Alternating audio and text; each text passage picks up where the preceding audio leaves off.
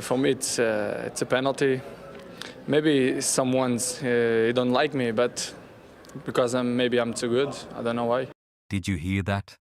The confidence, the ego to be the best. He went through the transformation no one else has ever seen in football history, and maybe we will never see it again. Any teenager would have lost hopes to this kind of obstacles. But thankfully, it didn't happen to the kid and survived it. Like, imagine dribbling everyone and humiliating everyone in a match against one of world's best teams.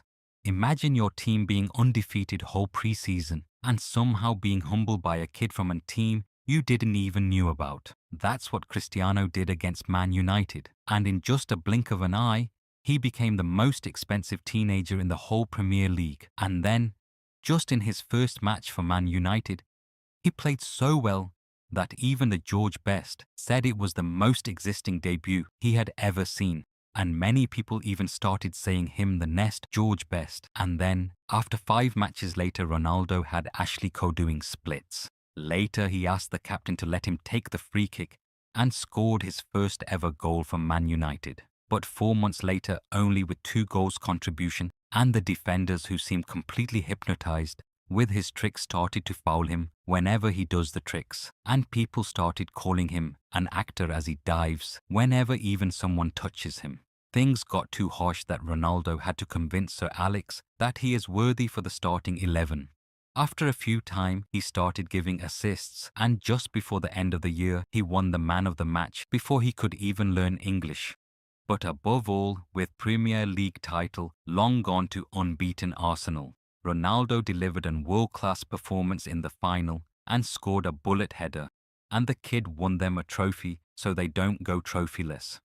Once at Euros for Portugal, Ronaldo quickly scored and became the second youngest scorer in the history of the tournament, and then giving an assist at the very next game to be put in the starting 11. And of course, after beating Netherlands 2-1, he took Portugal to their first ever final, only to lose 1-0 by Greece. Even Europe noticed that there was a world-class player out there and being placed at 12th in Ballon d'Or. But after that, in 27 games, Ronaldo had just 1 goal. And even Gary defended him instead of criticizing him. And finally, in the new year, we saw a new Ronaldo. He scored to tie the match, getting up and running and shushing the crowd. And just 5 minutes after that, he banged another goal and shushed the crowd again. It was Sir Alex who subbed him before he scores a hat-trick. It became clear that Ronaldo had grown sharper, tougher and resilient as of his numbers exploded, leading him to get a streak of 13 goals. Even though it was his first time being world-class player, it was also his first time going trophyless. It was toughest season of Ronaldo's life, as every expectation laid to his name quickly turned to worry once again, and the future was in hands of 2 young stars of the team, Rooney and Ronaldo. Sometimes Ronaldo tried to do so much and being selfish that Sir Alex Ferguson yelled at him and made him cry in the dressing room. But it was because Sir Alex knew Ronaldo's potential and knew that talent alone isn't enough and wanted Ronaldo to be as good as Sir Alex Ferguson wanted him to be. He started to confronting Ronaldo's weaknesses to Cristiano, but life was about to get a lot harder for Cristiano.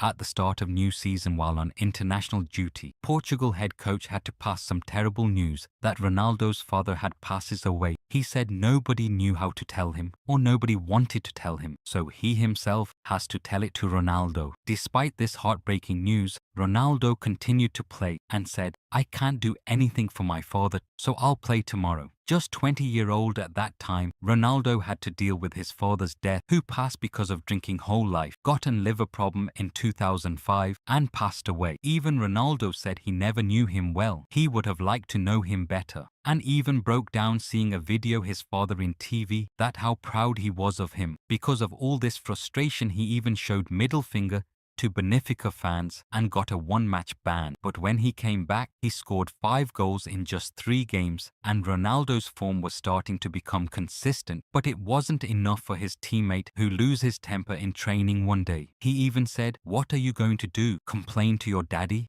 which reminded Ronaldo of his father and caused him to break down in tears, and Sir Alex sold him to Real Madrid that summer so that Ronaldo and Rooney could play as they want. But Ronaldo became the hatest man in England after becoming the youngest to score for Portugal in the World Cup. But against England in the World Cup that went in Ronaldo's favour, after Ronaldo's teammate Wayne Rooney stepped on Ricardo and got Rooney a red card. And after that, Ronaldo was caught winking in the camera, causing English media to suggest that he had paid the referee and penalties. Ronaldo scored and dedicated that goal to his father.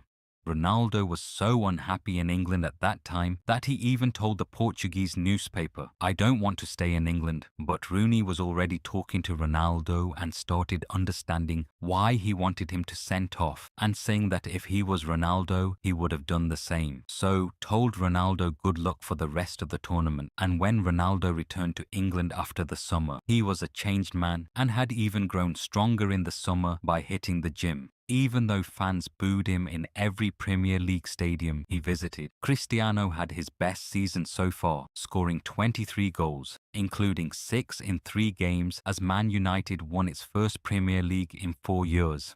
But that was not enough for Ronaldo, who wanted to become even better and even told the coach he wants to be the best player in the world. And the next season he scored double the goals of his last season. And in 2008, the greatest individual season ever in the history, the version of Cristiano Ronaldo that lives in every football fan's heart. Some people even forget that Ronaldo had a slow start to this season. He got a red card in the second game of his season, and when he came back, he didn't even score until the last game of September. But then, he hit the best form of his career so far. He even smashed his target of scoring 40 goals by scoring 42 and also giving 8 assists, giving him 59 goal contribution in 49 games, which is incredible for a striker. But remember, he played as a winger that season. After that, he won every single trophy that season. Everyone partied whole night, but one man came to training, Cristiano Ronaldo. After that, he also won the Ballon d'Or and FIFA the best. But the start of next season, he missed the whole start of the season because of an ankle injury and needed surgery for that. United started losing every match without Ronaldo, but when he came back, he scored 8 goals in 8 games. And in the Champions League,